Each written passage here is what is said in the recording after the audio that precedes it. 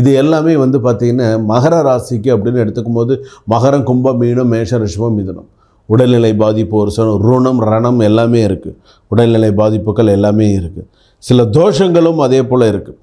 எதிர்பாராத சில தோஷங்கள், எதிர்பாராத சில விஷயங்கள். நம்ம நினச்சிட்டு இருப்போம் நமக்கு ஏதாவது ஒரு நல்ல செய்தி நமக்கு வந்துடுமா அப்படின்னு நம்ம எதிர்பார்த்துட்டு இருப்போம். ஆனால் அப்போ தான் நமக்கு ஒரு சுப செய்திகளாக இருக்காது. ஏதாவது நம்ம எதிர்பாராத நல்ல செய்திகள்னு நினச்சிட்டு இருப்போம், வேறு மாதிரி இருக்கும். ஆனால் ஒரு சில விஷயங்கள் இருக்குது, நான் சொல்கிறேன். வேலையில் பழைய தடங்கல்கள் விலகும். பழைய தடங்கள் வேலையில் இருந்துன்னு வச்சுக்கோங்க, ஏன்னா இடைஞ்சல் பண்ண அதெல்லாம் விலகக்கூடிய பொது பலன்களாக சொல்கிறேன். அதெல்லாம் உங்களுக்கு வந்து விலகக்கூடிய டைம் வந்தாச்சு.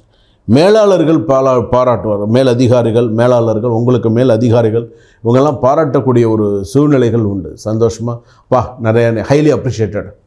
ஸோ நல்லா பண்ணினப்பா, நல்லா அருமையாக இருக்குது, பரவாயில்ல, சில விஷயத்த நல்லா செஞ்சிட்டப்பா அப்படின்னு சொல்லி ஒன்றை பாராட்டுறத 10 பேருக்கு பிடிக்காது.